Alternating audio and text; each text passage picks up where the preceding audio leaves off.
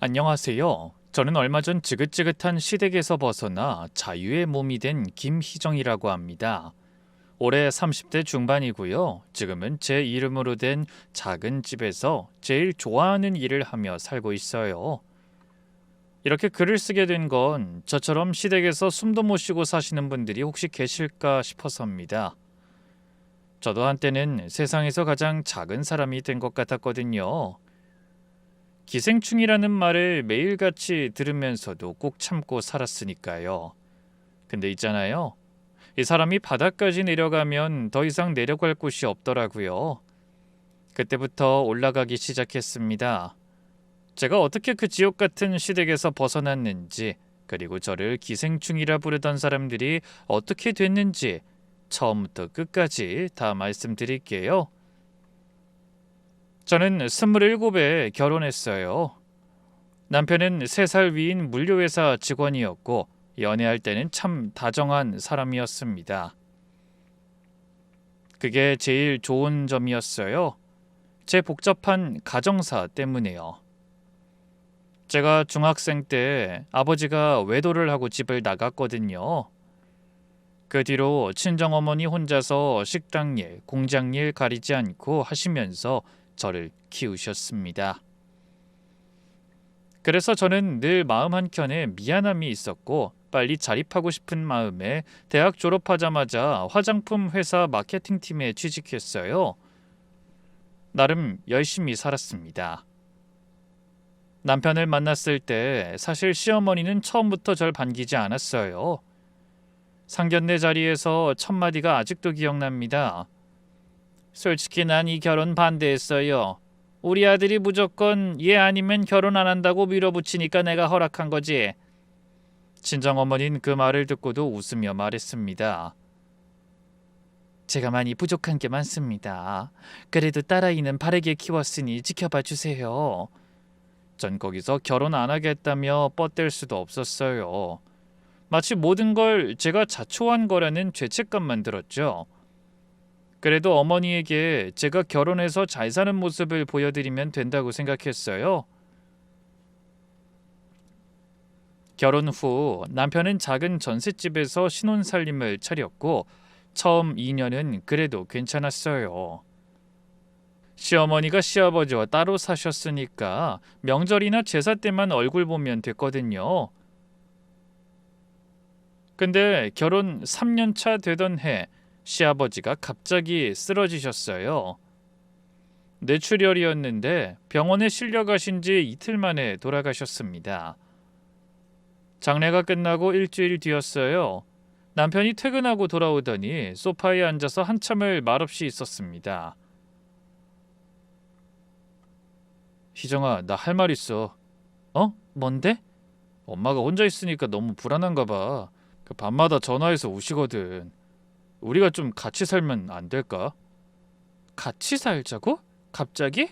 아니, 갑자기가 아니라 그 아버지가 돌아가셨잖아. 엄마 혼자 그 큰 집에서 어떻게 지내?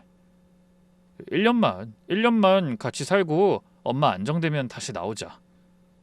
저는 솔직히 싫었어요. 시어머니가 어떤 분인지 연애 때부터 알고 있었으니까요. 하지만 남편이 계속 사정을 했고 무엇보다 시아버지를 여의고 혼자 남으신 시어머니가 마음이 많이 허할 거라는 생각도 들었어요. 그래도 걱정이 더 컸어요. 여보, 솔직히 난 걱정이 돼. 어머니가 나한테 좋게 대해주신 적이 거의 없잖아. 알아. 근데 아버지가 돌아가시고 엄마도 많이 변하셨어. 전화할 때마다 희정이한테 고맙다, 잘해줘야 하는데 그러시거든. 그래도 나 이번에 더 좋은 직장으로 이직할 기회인데. 사실 그때 다니던 회사를 그만두고 더 큰 회사로 이직을 하려고 준비 중이었거든요. 1년 만이야. 그리고 이번엔 진짜 다를 거야. 그 말을 믿었어요. 사람이 큰 일을 겪으면 변할 수도 있다고 생각했거든요. 그래서 결국 승낙했습니다. 1년 만이야. 약속해줘. 나 더 이상은 같이 사는 거 아닌 것 같아. 우리 아이도 아직 없는데 합가하면 임신 출산도 미뤄질 거고. 그래, 약속할게. 1년만 고생하자. 정말로 내가 잘할 테니까. 그렇게 저희는 신혼집 전세를 빼고 시댁 아파트로 입주했습니다. 이사 첫날 시어머니가 현관에서 제 짐을 보시더니 대뜸 이렇게 말씀하셨어요. 짐이 이게 다야? 아유, 시집 올 땐 넌 대체 뭘 해온 거니? 음, 하긴 친정이 그 모양인데 뭐가 있긴 하겠어? 어머니, 그 필요한 것만 가져왔어요. 필요한 것만? 혼수도 변변히 못 해온 게 무슨 필요한 것만이야? 에휴, 혼수를 안 한 건 아니었어요. 저희 집 가전도 가구도 다 새 것이라 버리고 갈 수 없어서 시어머니 집에 있는 헌 가전들과 다 바꾸기로 한 상황이었어요. 게다가 저희가 직접 짐을 옮길 수 없어서 이삿짐 용달을 부른 상태였거든요. 지금 당장 세탁기, 건조기, TV, 음식물 처리기, 밥솥, 전자레인지까지 싹 다 사용한 지 3년도 채 되지 않은 새 것이나 다름없는 것들이었죠. 저는 남편이 이런 이야기를 해줄 거라고 생각했어요. 그런데 남편은 옆에서 시어머니의 핀잔을 듣고도 아무 말 안 하더라고요. 저는 남편을 쳐다봤는데 남편이 슬쩍 눈을 피하면서 작은 목소리로 말했어요. 엄마, 짐은 나중에 더 가져올 거야. 지금 쓰시는 거 대신에 최근에 산 걸로 바꾸면 돼. 이삿짐은 내일 오전에 오기로 했으니까 오늘은 좀 쉬자. 시어머니가 혀를 차면서 방으로 들어가셨어요. 남편이 그제야 저한테 속삭이듯 말하더라고요. 미안해. 엄마가 좀 예민한 상태야. 조금만 참아.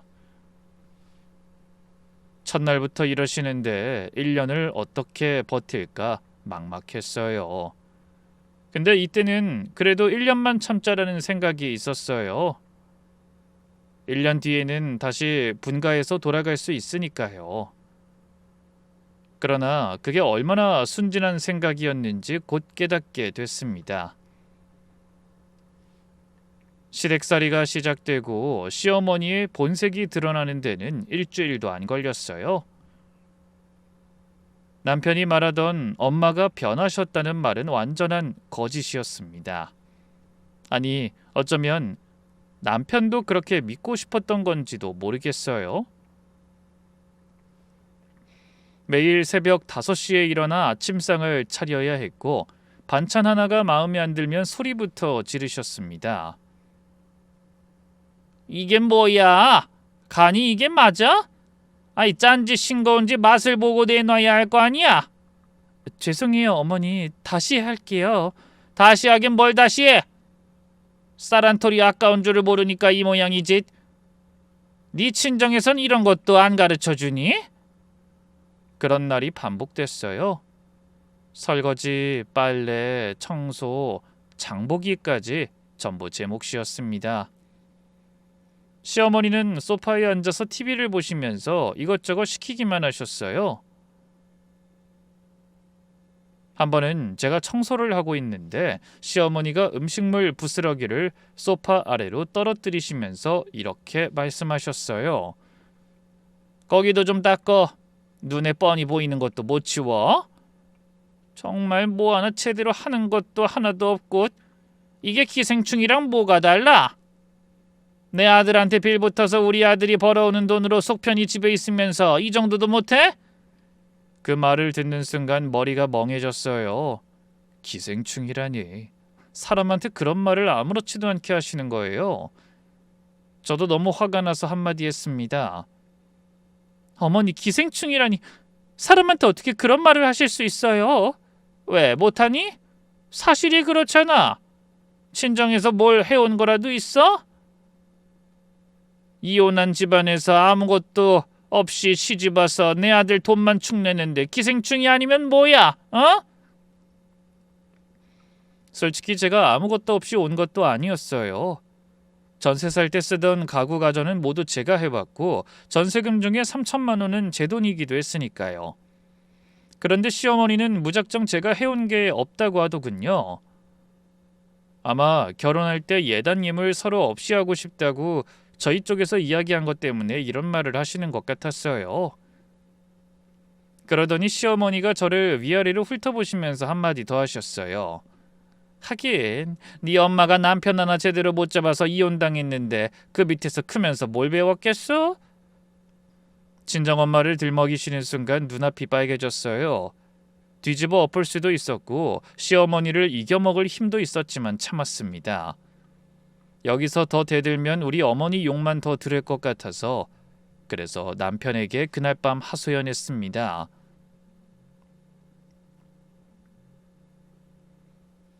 여보, 어머니가 나한테 기생충이래. 우리 엄마까지 욕하셨어. 내가 이런 말까지 듣고 살아야 하는 거야? 당장 나가자. 어머니 마음이 허하거나 그런 거 아니야. 내가 봤을 땐 나 괴롭히려고 여기 들어오라고 하신 것 같아. 아니야 여보. 엄마가 좀 말이 거칠어서 그래. 원래 그런 분이야. 나쁜 뜻으로 한 건 아닐 거야. 나쁜 뜻이 아니라고? 기생충이라는 말에 좋은 뜻이 있어? 우리 엄마를 남편 제대로 못 잡아서 이혼당한 사람 취급하는데 이게 나쁜 뜻이 아니야? 당신은 상황의 심각성을 전혀 모르고 있어. 우리 엄마를 그런 식으로 취급하는데 어떻게 그렇게 태연해? 알았어. 내가 엄마한테 말할게. 그러니까 조금만 더 참아줘. 다음 날 저녁, 제가 옆방에서 듣고 있는지도 모르고 남편이 시어머니랑 나누는 대화가 들렸습니다. 엄마, 희정이한테 좀만 부드럽게 대해주면 안 돼? 내가 뭘 어쨌다고. 사실을 말한 건데. 아니 네가 벌어온 돈으로 먹고 자면서 고맙다는 말도 없는데. 아니 그리고 할 줄 아는 게 하나도 없어. 그게 기생충이지 뭐야? 아니 그래도 기생충이라는 말은 좀. 도윤아, 너는 네 와이프 편이야? 엄마 편이야? 엄마가 평생 너 하나 보고 살았는데 그 여자 때문에 엄마 나쁜 사람 만들 거야? 아니 그런 게 아니라. 됐어. 엄마한테 이런 거 보니까 벌써 네 마누라한테 물들었네. 됐으니까 너도 가. 남편이 방으로 들어오더니 한숨을 쉬면서 이렇게 말하더라고요. 희정아, 그 엄마한테 말씀은 드려놨어. 일단 당분간은 잠잠하실 거야. 그리고 당신도 조금만 더 참아줘.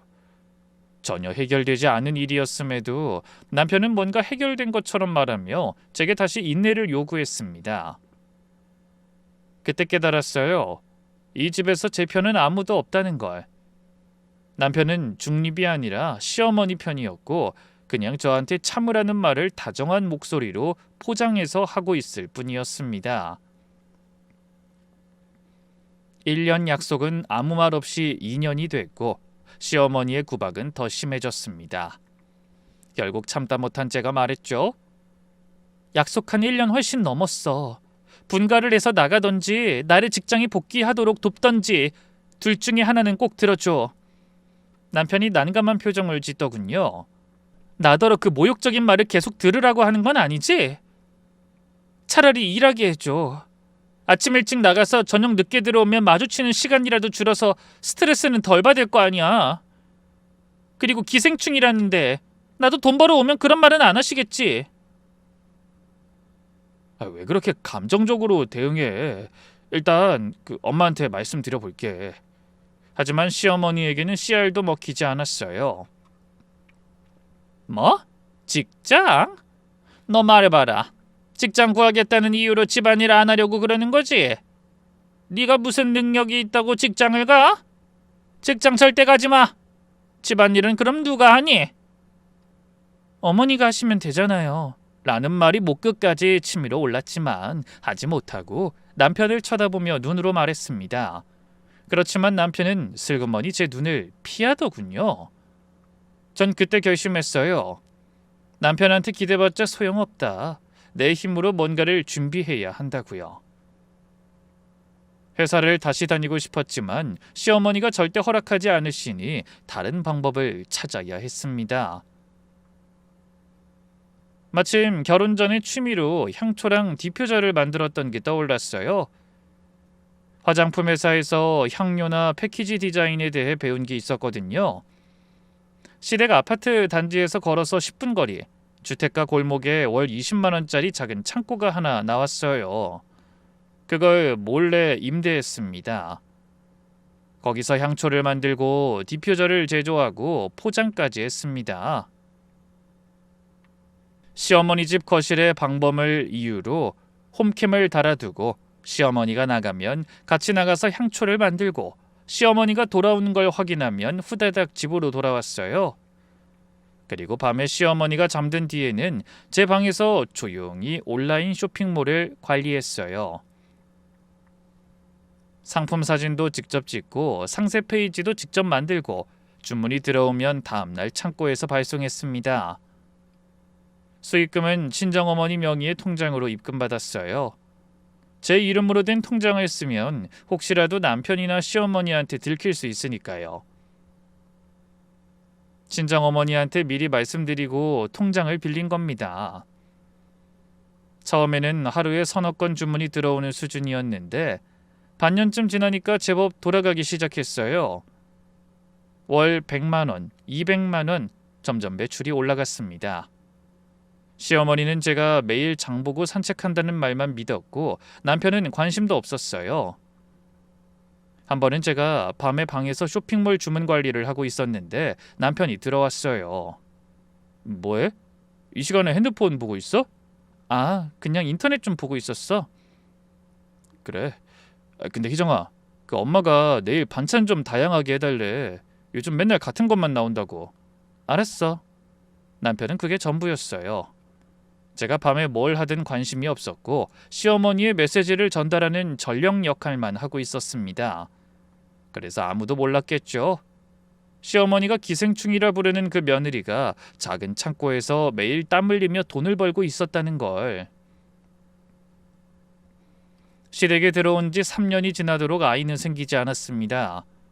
솔직히 시댁 상황이 이런데 아이를 갖고 싶은 마음이 크지도 않았어요. 그러나 시어머니는 이걸 빌미로 또 저를 괴롭히셨어요. 남의 집 며느리들은 벌써 둘째 셋째 낳을 때인데 넌 대체 뭐하냐? 이것도 못하고 저것도 못하고. 어머니, 때가 되면 생기겠죠. 때가 되면? 그 때가 언제야? 네 나이가 몇인데? 이러다 애도 못 낳고 늙어 빠지면 그땐 진짜 쓸모가 없어. 그러시더니 며칠 뒤부터 건강원에서 다렸다며 건강즙을 가져오더군요. 내가 건강즙을 만들어줄 테니까 매일 마셔. 몸보신 좀 해야 애가 들었었지. 어머니, 그냥 병원에서 진찰을 받아보면. 병원이 무슨 병원이야? 옛날 사람들은 다 이런 걸로 먹고 나왔어. 이거 안 마시면 밥도 없어. 매일 한 팩씩 가져다 주시면서 제가 다 마실 때까지 눈앞에서 지켜보셨어요. 안 마시면 난리가 나니까 어쩔 수 없이 마셨습니다. 그런데 너무 맛이 없더라고요. 게다가 제 몸에는 안 받는지 피부도 뒤집어지고 속도 뒤집어져서 결국 마시는 척만 하고 팩을 빼돌려 제 창고 냉동고에 쌓아뒀어요. 솔직히 시어머니가 절 챙길 줄은 생각도 못했지만 자기 핏줄은 소중했을 거예요. 그러니 제게 아이를 빨리 가지라며 약까지 타줬겠죠? 그러던 어느 날 시어머니가 병원 진료차 외출하신 틈에 친정어머니에게 연락을 했습니다. 연락이 잘 안 돼서 걱정이 됐거든요. 찾아가기엔 너무 멀어서 엄두도 못 내고 있었죠. 시어머니가 친정어머니 만나는 걸 너무 싫어해서 이렇게 시어머니가 없는 시간에만 연락했어요. 그런데 며칠 전부터는 아예 연락이 안 되더라고요. 엄마, 무슨 연락이 이렇게 안 됐던 거야? 혹시 무슨 일 있어? 아니, 무슨 일은. 그게 아니라. 엄마는 말을 잇지 못하고 우물쭈물하셨어요. 뭔가 나쁜 이해감이 들었습니다. 혹시 우리 어머님한테 무슨 소리 들었어? 제가 추궁하듯 묻자 어머니가 한숨을 쉬며 말하더군요. 네 시어머니가 전화 왔더라. 이혼녀 타이틀 달고 며느리한테 연락하면 오히려 독이라고. 딸 잘되게 해주고 싶으면 연락 끊으라고 말이야. 엄마가 그 소리 듣고 네가 기죽을까 봐 참은 거야. 네가 시댁에서 잘 살고 있다고 생각하면서 참았는데 요즘 너 얼굴이 자꾸 떠올라서 잠이 안 오더라. 그 말을 듣는 순간 눈물이 쏟아졌어요. 시어머니가 그런 짓까지 하셨을 줄은 몰랐거든요.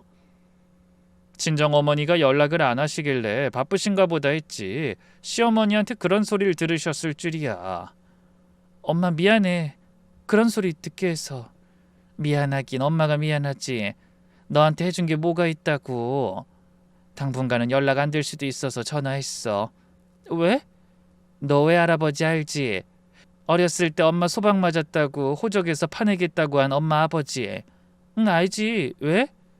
돌아가셨어. 혼자 사시다가 돌아가신 거야. 재혼도 안 하셨고 다른 자식도 없으셨대. 그래서 법적으로 상속인이 엄마밖에 없다고 하더라. 그래서 사망 관련해서 일이 좀 생겼어. 그래서 당분간 바쁠 것 같아. 정말? 연락도 없던 사이인데 혹시 빚이라도 있으면 딱 거절해 엄마? 그래 걱정 마. 희정아, 너야말로 못 참겠으면 그냥 헤어져. 너 시어머니 밖에서 하는 거 보니까 얼마나 가증스러운지. 며느리 쥐잡듯 잡는다는 건 아무도 모르더라. 친정어머니 말대로 시어머니는 집 안에서의 모습과 밖에서의 모습이 완전히 달랐어요. 시어머니는 부녀회라 이웃분들과 아파트 단지 내에서 자주 모였어요. 하루는 시어머니가 시킨 장을 보고 돌아오는 길이었는데 경로당 옆 복도를 지나다가 문이 열려 있어서 안에서 하는 이야기가 다 들렸습니다. 아이, 우리 며느리가 좀 모자란 애야. 친정이 그 모양이니까 기본이 안 돼 있어. 내가 하나부터 10까지 다 가르치고 밥도 내가 챙겨주고 용돈도 내가 쥐어주고 있다니까. 이래서 며느리 모시고 산다는 말이 나왔나 봐. 이웃 아주머니 목소리가 들렸어요. 아이고, 금자씨가 그 고생을 다 하네. 요즘 세상에 시어머니가 며느리를 그렇게까지 챙겨주는 데가 어딨어. 그러니까 남들은 며느리 잘 만나서 편하게 사는데 난 팔자가 그런가 봐. 그래도 내 아들이 데려온 여자니까 내가 참고 걷어주는 거지. 다른 이웃분이 물었어요. 근데 며느리가 일은 안 해? 요즘 젊은 사람들은 다 맞벌이 하잖아. 일을 해야 하는데 할 줄을 모르니까. 손이 너무 굼뜨고 눈치가 없어서 내가 집에서라도 가르치고 있는 거야. 아이, 불쌍하지만 어쩌겠어. 팔자대로 사는 거지. 저는 장바구니를 든 채 그 자리에 얼어붙었어요. 새벽 5시에 일어나서 밥을 차리는 사람이 저예요. 반찬 투정하면서 소리 지르는 사람은 어머니고요. 일도 못 나가게 막은 것도 시어머니면서 밖에서 거짓말을 하더군요. 집에 돌아오니 시어머니가 소파에 드러누워 계셨습니다. 뭘 이렇게 늦게 와? 밥은 했어? 지금 할게요, 어머니. 빨래도 돌려놔. 내 옷 따로 세탁망에 넣고. 아, 그리고 화장실 청소도 안 한 것 같던데. 넌 어떻게 된 애가? 시키지 않으면 아무것도 안 하니? 5분 전까지 이웃들한테 내가 다 해준다고 하셨던 분이 집에 오면 이렇게 하인부리듯 하시는 겁니다. 저는 시어머니가 저한테 소리를 지르시거나 폭언을 하시는 장소에 홈캠을 숨겨뒀어요. 시어머니는 전혀 눈치 못 채셨습니다. 그렇게 녹화 파일이 하나둘 쌓이기 시작했어요. 사실 저는 제가 이혼한다면 그게 시어머니 탓이 제일 클 거라고 생각하고 있었어요. 남편은 우유부단한 사람이었지만 그래도 최소한의 선은 지키는 사람이라고 생각했거든요. 적어도 저한테 직접적으로 해를 끼치지는 않을 거라고요. 그래서 그런 남편이 제 이혼의 도화선을 당기게 될 줄은 상상도 못했죠. 제게는 결혼 전부터 들어놓은 저축성 보험이 하나 있었어요. 5년 넘게 매달 꼬박꼬박 납입하고 있었고 해약 환급금이 한 2천만 원쯤 되는 보험이었습니다. 그걸 혹시 모를 미래를 위해 유지하고 있었는데 어느 날 보험사에서 보험료 납입 관련 문자가 안 오는 거예요. 이상해서 고객센터에 전화했습니다. 고객님, 해당 보험은 지난달 해약 처리가 완료되었습니다. 네, 해약이요? 전 해약 신청한 적 없는데요. 기록상으론 대리인이 위임장과 인감증명서를 가지고 지점에 방문하셔서 해약 신청을 하신 걸로 되어 있습니다. 등골이 서늘해졌어요. 제가 지점에 간 적이 없으니까요. 누군가 제 서류를 들고 가서 해약한 겁니다. 범인은 금방 알아냈어요. 제 인감도장과 신분증 사본이 보관된 곳이 어딘지 아는 사람은 남편뿐이었거든요. 그날 오후 남편 퇴근 시간에 맞춰 남편 회사 앞에 갔어요. 시어머니가 있는 집에서는 남편에게 화내면 시끄러워지거든요. 남편이 보이자마자 차로 데리고 가 다그쳤습니다. 여보, 내 보험 해약한 거 당신이야? 남편이 멈칫하더라고요. 표정이 순간 굳었다가 곧 아무렇지 않은 척을 하더군요. 뭔 소리야 갑자기. 시침이 떼지 마. 보험사에서 확인했어. 누가 내 인감이랑 신분증 사본 가지고 가서 해약했다는데 이 집에서 그걸 할 수 있는 사람이 당신 말고 더 있어? 남편이 한참을 말없이 있더니 한숨을 내쉬더군요. 미안해. 미안? 2천만 원을 나 몰래 빼놓고 미안하다로 끝이야? 나도 어쩔 수 없었어. 엄마 빚 좀 갚는 데 썼으니까. 빚? 어머니가 무슨 빚이 있어? 남편이 힘없이 말했어요. 아버지 보험금을 다 쓰셔서 엄마가 이자 낼 돈이 없다고 연락 오셨거든. 솔직히 엄마가 울면서 전화하는데 어떻게 안 도와줘. 그럼 나한테 말을 해야지. 상의도 없이 남의 보험을 해약해? 말하면 네가 반대할 거잖아. 당연하지. 네가 해결해야 할 일이잖아. 대출을 받든지. 왜 내 보험을 해지해? 그건 네가 돈 내준 것도 아닌데. 그거 도둑질이야. 도둑질은 좀 심하잖아. 부부 사이에 그런 말까지 해야 해? 나중에 다 갚을 거였어.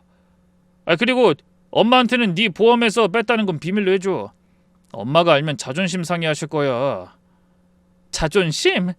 빚지고 아들한테 돈 뜯어가면서 자존심이 어딨어. 그리고 당신 내 인감 가져가서 보험 해약한 거 위조잖아. 법적으로 문제되는 거라고. 남편 얼굴이 순간 새하얘졌어요. 자기가 한 짓이 법적으로 어떤 의미인지 그제야 깨달은 표정이었습니다. 그건 그냥 급해서. 희정아 제발 이번 한 번만 봐줘. 내가 꼭 갚을게. 저는 더 이상 말하지 않았어요. 대신 보험 해약 확인서, 해약금 이체 내역, 그리고 남편이 침묵하는 제게 초조해하며 보낸 나중에 갚을게, 엄마한텐 말하지 마 라는 문자를 캡처해서 저장했습니다. 울지 않았어요. 남편에 대한 마지막 신락 같은 신뢰가 그날 깨끗하게 끊어졌습니다. 시어머니는 남편이 해약한 돈을 받아서 빚을 갚았지만 제가 이미 다 알고 있다는 사실은 전혀 모르셨어요. 남편도 제가 이렇게까지 차분하게 증거를 모으고 있다는 걸 상상도 못했을 겁니다. 그때부터 저는 이 집에서 나갈 준비를 본격적으로 하기 시작했어요. 그리고 며칠 뒤 친정 어머니에게서 연락을 받았습니다. 외할아버지가 남긴 집과 예금을 상속받게 됐다고 하더군요. 그러면서 어머니가 그 유산의 절반을 제게 주겠다고 하더군요. 저는 어머니와 만나 자초지종을 이야기하고 새로이 혼자 살 집을 알아봤습니다. 3일 정도 뒤에 제 마음에 드는 집을 발견했고 계약을 했습니다. 계약금은 제가 번 돈으로 낼 수 있었고 잔금은 어머니가 제게 주시기로 한 외할아버지 유산으로 내주셨어요. 그리고 그 길로 이혼 전문 변호사를 찾았습니다. 제 사정을 다 이야기하자 증거를 모으라고 하더군요. 혹시 의뢰인분을 괴롭혔다는 직접적인 증거가 있을까요? 녹음 파일이나 문서나 물건 등도 괜찮습니다. 곰곰이 생각해보니 창고에 넣어뒀던 건강즙이 생각나더군요. 그때 그거 먹고 피부도 속도 다 뒤집어졌었는데 그 뒤로 생리불순까지 왔었거든요. 부정출혈도 있었고. 그 이야기를 하자 변호사가 건강즙을 가져오라고 하더군요. 한번 조사해 보겠습니다. 나쁜 결과가 나오면 의뢰인이 더 많이 가져갈 확률이 높아지니까 너무 걱정은 하지 마세요. 지금은 안 드시는 거 맞죠? 네, 먹겠다고 해놓고 다 가져와서 버리거나 창고에 넣어뒀거든요. 그렇게 변호사에게 모든 조사를 맡겨두고 전 집으로 돌아와 조사 결과를 기다렸습니다. 그리고 조사가 끝나고 모든 진실이 드러난 날 잔금을 치렀습니다. 그리고 그날 저녁 시어머니가 좋아하는 갈비찜을 차렸어요. 세 사람이 밥상 앞에 앉았습니다. 저는 숟가락을 내려놓고 말했어요. 어머니, 드릴 말씀이 있습니다. 뭔데 밥 먹으면서 해. 저 집 샀어요. 이제 따로 살까 해요. 시어머니가 숟가락을 멈추셨어요. 남편도 고개를 들었습니다. 잠시 정적이 흘렀어요. 시어머니가 천천히 입을 여셨습니다. 집을 샀다고? 누구 돈으로? 그때 시어머니 눈빛이 변하더라고요. 순간 어떤 계산이 도는 게 보였어요. 시어머니는 당연히 남편 돈으로 집을 마련한 거라고 생각하신 거예요. 그러니까 시어머니 입장에서는 내 아들 돈으로 나갈 집을 마련했으니 건수를 잡았다고 판단하신 겁니다. 그래, 잘 됐네. 그래, 나가. 근데 너 혼자 나가야겠네. 아들은 나랑 살겠대. 그렇지, 도윤아? 제 집 계약했나 본데 절대 돈 주지 마라. 혹시 줬더라도 다 돌려받아. 남편은 입을 달싹이며 뭐라고 말하려는데 시어머니가 남편의 대답을 기다리지도 않고 계속 말씀하셨습니다. 너 빈손으로 갔으니 빈손으로 꺼져. 살림살이 하나도 못 가져가. 다 내 아들 돈으로 산 거니까. 간다는데 나도 안 붙잡아. 싫다는데 뭐하러 붙잡니? 그리고 너 우리 아들이랑 따로 살 거면 이혼해야 되는 거 알지? 같이 안 사는데 부부관계 유지할 필요 있니? 시어머니가 콧방귀를 뀌면서 갈비를 하나 집어 드셨어요. 완전히 이긴 사람의 여유였습니다. 꼴도 보기 싫은 며느리가 제 발로 나간다니 기분이 좋은 모양이었어요. 저는 천천히 고개를 들었어요. 시어머니 눈을 바라봤습니다. 그리고 조용히 말했어요. 네, 어머니. 이날만을 기다렸어요. 정말 고맙네요.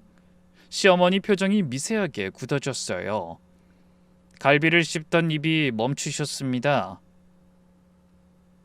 뭔가 잘못됐다는 걸 본능적으로 느끼신 것 같아요. 뭐? 고마워? 저는 대답하지 않았어요. 대신 식탁 옆에 놓아뒀던 가방을 열었습니다. 시어머니가 불안한 눈으로 제 가방을 바라보셨어요. 하지만 곧 표정을 추슬러서 다시 강한 척을 하셨습니다. 뭘 꺼내려고 그래? 무슨 이혼 서류라도 가져왔어? 그래, 이혼해. 바라던 바다. 대신 위자료는 한 푼도 없어. 네가 네 발로 나간 거니까. 전 가방에서 서류 봉투를 꺼냈어요. 테이블 위에 올려놓고 봉투를 열어 서류 한 장을 꺼냈습니다. 등기부 등본이었어요. 뭐야 이게? 등기부 등본이요. 제가 계약한 집이요. 시어머니가 등기부 등본을 집어드셨어요. 소유자란을 확인하시더니 눈이 커졌습니다. 김희정? 네 이름만 있잖아. 도윤이 이름은 왜 없어? 없는 게 당연하죠. 100% 제 단독 명의니까요. 말도 안 돼. 돈이 어디서 나왔는데? 네가 무슨 돈이 있다고? 놀고 먹기만 한 년이? 저는 봉투에서 서류를 더 꺼냈어요. 사업자 등록증과 쇼핑몰 매출 내역서, 사업용 통장 거래 내역 하나씩 테이블 위에 펼쳤습니다. 제가 3년 동안 사업을 했거든요. 사업? 거짓말, 그게 말이 되냐? 네가 뭘 할 줄 안다고 사업을? 믿기 싫으면 안 믿으셔도 돼요. 저도 믿으라고 보여드린 거 아니고요. 근데 제가 사업에 재능이 있더라고요. 돈을 꽤 많이 벌었거든요. 시어머니가 매출 내역서를 집어들고 숫자를 확인하시더니 손이 떨리기 시작하셨어요. 이게 다 네가 번 돈이라고? 시어머니가 등기부 등본을 테이블 위에 탁 내려놓으시면서 말씀하셨습니다. 이게 말이 돼? 그 집이 진짜 너 혼자 돈으로 산 집이라고? 너 지금 우리 속이는 거지? 어떻게 이렇게 갑자기 돈을 벌어? 왜 못해요? 사람이 기생충 소리 들으니까 정말 열심히 해야겠다는 생각이 들더라고요. 그래서 미친 듯이 했어요. 자립할 준비하려고요. 이 돈 가지고는 잔금 못 치렀을 텐데. 아, 그것도 있었네요. 저희 어머니 앞으로 외할아버지가 유산을 남겨주셨어요. 그 유산의 절반을 어머니가 주셨어요. 아파트 잔금 치를 때 쓰라고. 뭐? 야, 너 그 돈을 왜 함부로 써? 여태까지 우리 아들이 뼈 빠지게 벌어서 용돈 줬으면 그 돈도 아들이랑 같이 써야지. 용돈이라뇨. 남편 월급 다 어머니한테로 들어갔잖아요. 생활비까지 싹 다 가져가서 저 장 볼 때 쓸 돈만 주시던 분이 누구신데요? 맹세코 전 남편 돈 쓴 적 없어요. 어머니가 다 가지고 있었으니까요. 시어머니 입이 벌어진 채 닫히지 않았어요.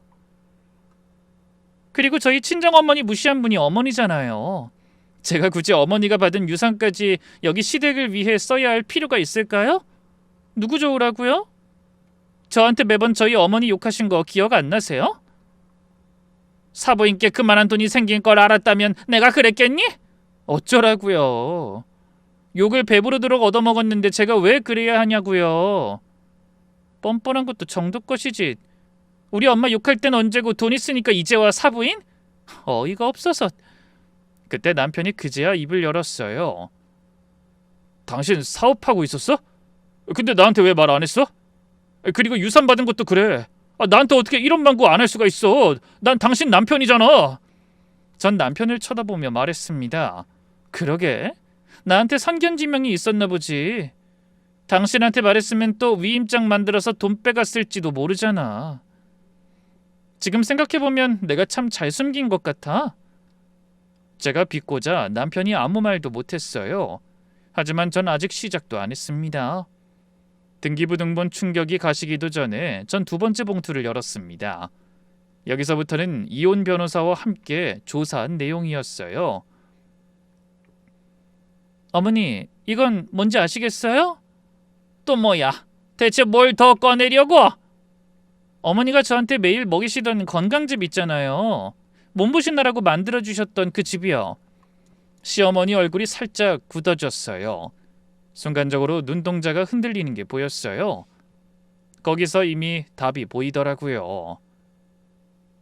제가 보관해뒀던 건강즙 한 팩을 변호사 통해서 식품 분석기관에 보냈어요. 성분 검사를 의뢰했습니다. 결과가 여기 있어요. 저는 성분 분석 결과서를 시어머니 앞에 내밀었어요.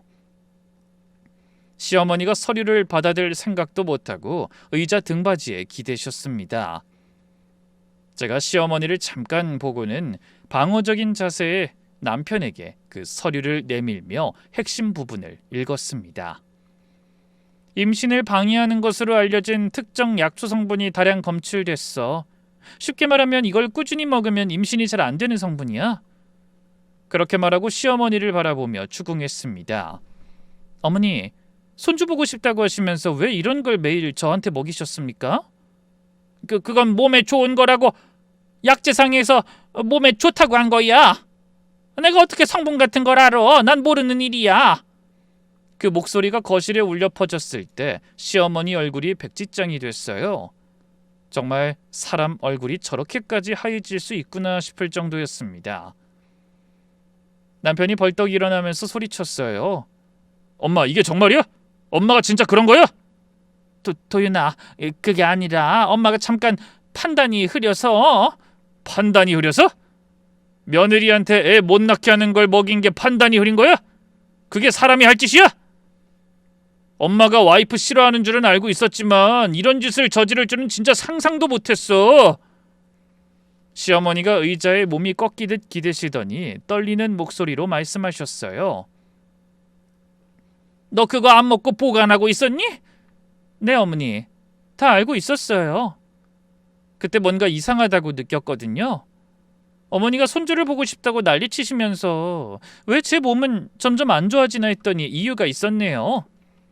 난 그냥... 어머니, 변명 안 하셔도 돼요. 전 다행이거든요. 애라도 있었으면 이혼이 좀 어려웠을 테니까. 혼자라서 몸만 떠나면 되니까 좋죠? 시어머니가 건강즙 충격에서 벗어나시기도 전에 마지막 자존심을 세우셨어요. 시어머니한테는 아들이 마지막 보루였거든요. 그래, 네가 뭘 알았든 내 아들은 내 편이야. 아들이 내 곁에 있으면 됐어. 아들만 있으면 난 아무 걱정 없다고. 그래요. 그런데 어머니가 그렇게 믿으시는 그 아들이랑 같이 저한테 돈부터 갚으셔야 해요. 뭔 헛소리야. 무슨 돈을 갚아? 어머니 아드님이 제 명의보험을 저 몰래 해약했어요. 시어머니 표정이 잠깐 흔들렸어요. 하지만 이내 고개를 갸웃하시면서 말씀하셨습니다. 그래서 부부끼리 그럴 수도 있는 거 아니야? 그게 뭐가 대수야? 제 인감증명서랑 신분증 사본을 집에서 몰래 가져가서 대리 해약했어요. 2천만 원이요. 이 돈이 어디로 갔는지 아시겠어요? 저는 세 번째 서류를 테이블 위에 올렸어요. 보험 해약 확인서, 은행 이체 내역서였죠. 거기 시어머니 계좌가 찍혀 있었어요. 어머니 빚 갚는 데 쓰인 거예요. 시어머니 얼굴이 다시 한번 변했습니다. 이번엔 놀라움이 아니라 당혹감이었어요. 자기 빚이 이 자리에서 드러난 거니까요. 그리고 제가 쐐기를 박았죠. 어머니, 시아버지 보험금 다 쓰시고 빚까지 졌더군요. 그걸 갚으려고 어머니 아드님이 제 보험을 몰래 해약한 거고요. 그러니까 갚으셔야 해요. 시어머니가 천천히 남편을 돌아보셨어요. 눈빛이 무서울 정도로 차가워지더라고요. 그걸 내가 왜 갚아? 엄연히 일 저지르고 돈 가져간 건 네 남편이잖니. 난 네 남편이 준 돈을 썼을 뿐이야. 엄마 왜 이래? 엄마가 급하다고 해서 그 이자가 밀려서 큰일 난다고 하시길래 빌려준 거잖아. 없으면 없다고 하면 되지 뭐하러 나쁜 짓 하면서 나한테 주기로 한 거야? 너야말로 어이없구나. 시어머니가 남편한테 소리를 치시기 시작했어요. 난 모르는 일이니까 너희끼리 알아서 해라. 난 아들 돈으로 돈 갚은 것밖에 없어. 너한테는 한 푼도 빌린 적 없어.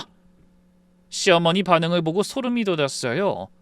며느리 보험을 몰래 해약한 것에 대한 미안함이 아니라 들킨 것에 대한 분노였거든요.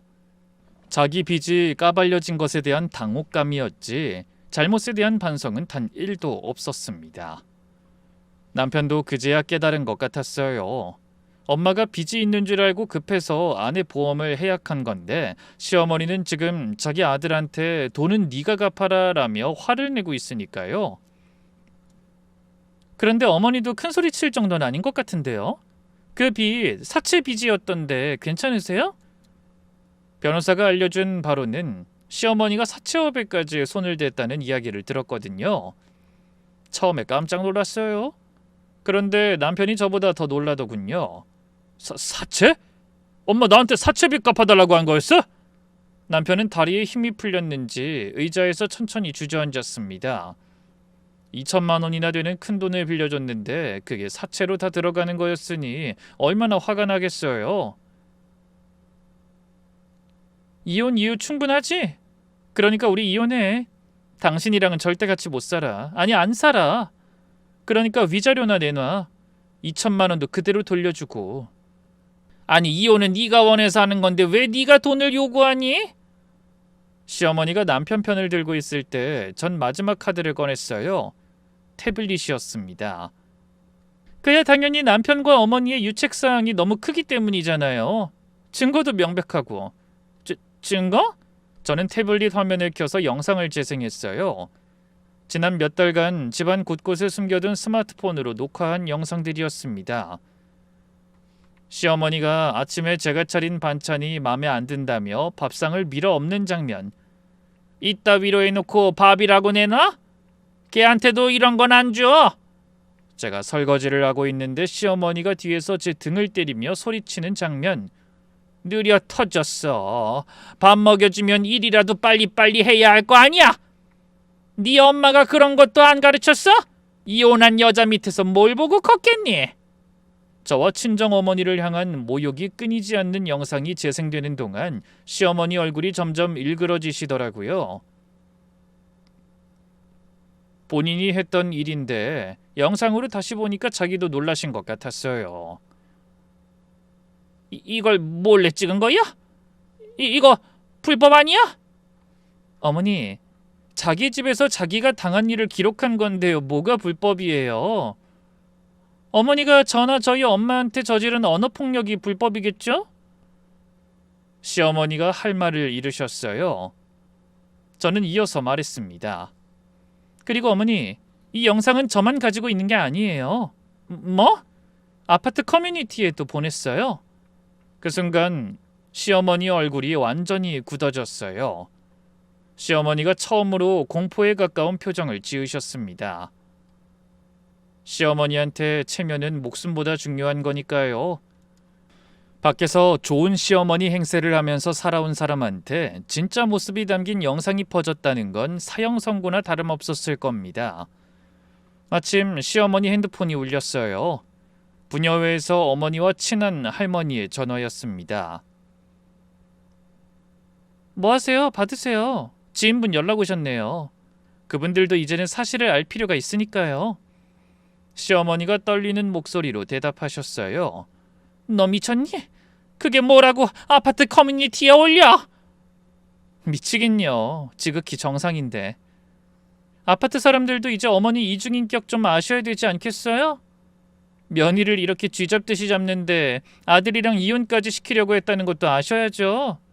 너 진짜 이럴 거야? 전화가 끊어진 뒤 시어머니가 절 보시면서 떨리는 목소리로 물으셨어요. 이걸 다 계획한 거야? 처음부터?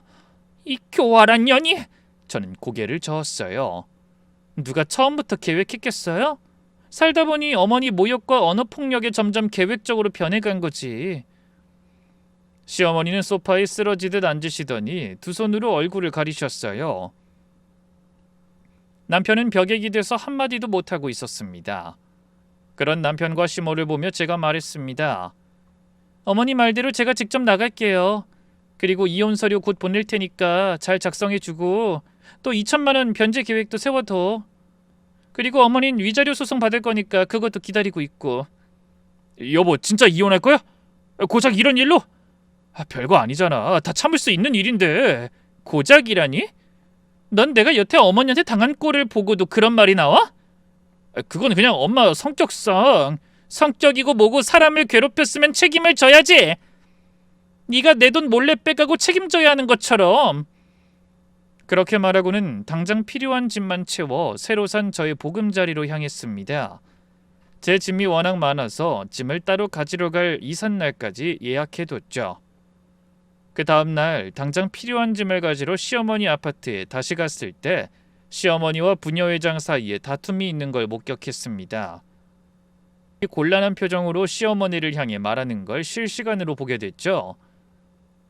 금자씨, 앞으로 부녀회 안 나와도 돼요. 솔직히 나와서 좋은 소리 들을 것도 아니면서 왜 나와요? 솔직히 커뮤니티에 그 동영상 올라오고 우리도 엄청 난처했어요. 교양 있는 사람들 모임으로 하고 싶다고 내가 말했었죠. 그런데 교양은커녕 뒤로 엄청난 짓을 하고 있었잖아요. 그래놓고 우리한테 거짓말이나 하고 우리 모임 취지랑 안 맞으니까 나오지 마세요. 아이, 그건 며느리가 영상을 조작한 거야. 다 거짓말이에요. 조작? 금자씨 목소리, 얼굴이 그대로 나오는데 뭘 조작이래? 솔직히 이 정도밖에 안 되는 분인지 몰랐네요. 다른 이웃분들도 오키 아주머니 말에 동조하셨대요. 소름 끼치네. 밖에선 좋은 시어머니, 집에선 며느리 패고 욕하고. 아유, 이게 사람이야? 시어머니는 아파트 단지 안에서 완전히 고립됐어요. 복도에서 마주치면 다들 눈을 피하거나 수근거리기 시작하더군요. 게다가 설상가상으로 사채 문제도 터졌더군요. 남편이 해약한 보험금으로 일부만 갚은 거였거든요. 나머지 빚에 대해 사채업자가 법적 절차를 밟았고 시어머니 명의인 시댁 아파트에 가압류가 들어왔습니다. 남편 월급으로는 원금과 이자를 도저히 감당할 수 없는 상황이었죠. 그때 시어머니가 저한테 전화를 하셨어요. 희정아, 내가 잘못했다. 다시 돌아와. 잘해줄게. 내가 전부 다 잘못했으니까. 어? 전 돌아갈 생각 없어요. 너 진짜 너무하는구나. 우리가 몇 년을 같이 살았는데 네가 내 집에서 밥 먹고 잠자고 한 게 몇 년이야. 누가 들으면 제가 그 집에 들어가고 싶어서 합가한 줄 알겠네요. 1년만 하자는 거 질질 끌어 3년까지 고생시켜놓고 게다가 그뿐이면 말도 안 해요. 새벽 5시에 밥 차리고 빨래하고 청소하고 온갖 욕 다 해놓고 이제 와서? 어머니, 은혜를 말씀하시려면 애 안 들어서는 건강즙을 저한테 주신 것부터 사과하셔야죠. 그 건강즙 때문에 병원 자주 다녔는데 그 이야기는 왜 쏙 빼세요? 그건 어머니, 저도 이제 지쳤어요. 더 드릴 말씀 없습니다. 다시 돌아오라느니 그딴 말 하지 마세요. 진짜 역겹고 토할 것 같으니까. 그럼 소송이라도 좀 취하해줘. 우리가 돈이 진짜 없어서 그래. 그건 그쪽 사정이죠.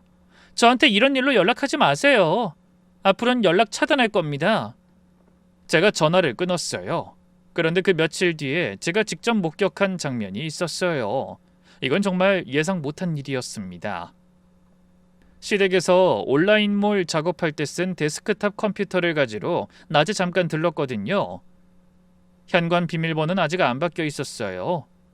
문을 열고 들어가려는데 안에서 남편과 시어머니가 말다툼하는 소리가 들렸어요.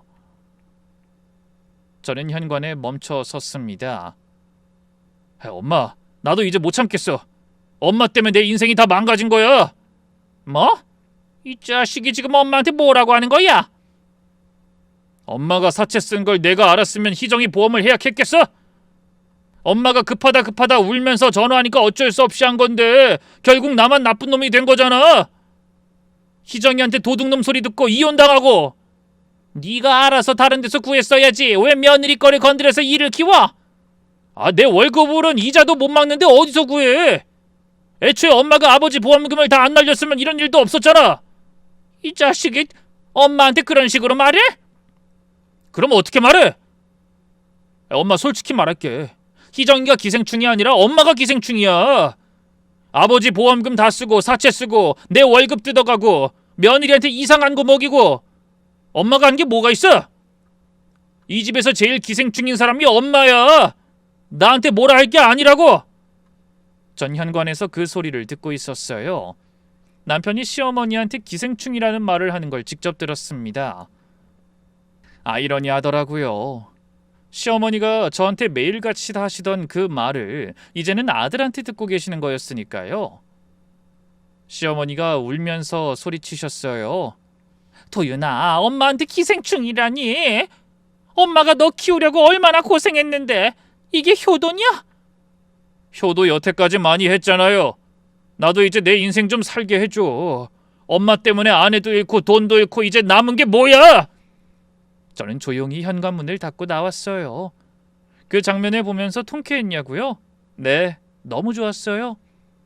합작해서 둘이서 저를 괴롭히던 사람들이 서로를 탓하며 무너지는 모습을 보니 10년간 묵은 체증이 내려가는 기분이 들 정도였죠. 시어머니는 자기가 남한테 모욕감을 느끼라며 했던 말을 결국 자기가 가장 아끼는 사람한테 돌려받고 계셨고, 남편은 끝까지 자기 잘못보다 시어머니 탓을 하고 있었어요. 그 두 사람의 모자 관계가 저런 거였구나. 서로한테 기대면서 서로를 원망하면서 결국 남 탓만 하는 사람들. 그 집에 남아 있었으면 저도 저 사람들처럼 됐을 거예요. 나온 게 정말 잘한 결정이었습니다. 이사하는 날이 왔어요. 마지막 짐을 정리하러 시댁에 들렀을 때 시어머니가 현관에 서서 멍하니 바라보셨어요. 며칠 사이에 확 늙어 보이셨어요. 그게 다야? 그 향초 같은 것들이 다 돈이 됐다는 거야? 네, 요즘 수요가 많거든요. 내가 그걸 몰랐다니. 내가 바보지, 내가 바보야. 네가 이렇게 잘 나가게 될 줄 알았겠니? 시어머니가 갈라진 목소리로 말씀하셨어요. 희정아, 마지막으로 한마디만 하자. 내가 이렇게 될 줄은 몰랐어. 어머니, 후회하신다고 하셔도 돌아가진 않아요. 저도 제 인생을 살아야 하니까요. 그래, 잘 살아. 가. 시어머니가 고개를 돌리셨어요. 저는 대답 대신 제가 직접 만든 향초 하나를 시어머니 신발장 위에 조용히 올려놨어요. 왜 그랬는진 저도 잘 모르겠어요. 미움도 있었지만 어쨌든 수년간 같은 지붕 아래서 살았던 사람이니까 마지막 인사 대신이었어요. 시어머니가 그 향초를 보시더니 손으로 만지시면서 한참을 서 계셨어요. 저는 돌아서서 현관문을 나왔습니다. 마지막으로 문이 닫히는 소리를 들으면서 깊은 숨을 내셨어요. 끝났다. 진짜로 끝났다. 새 집에 도착하니 친정어머니가 먼저 와 계셨어요.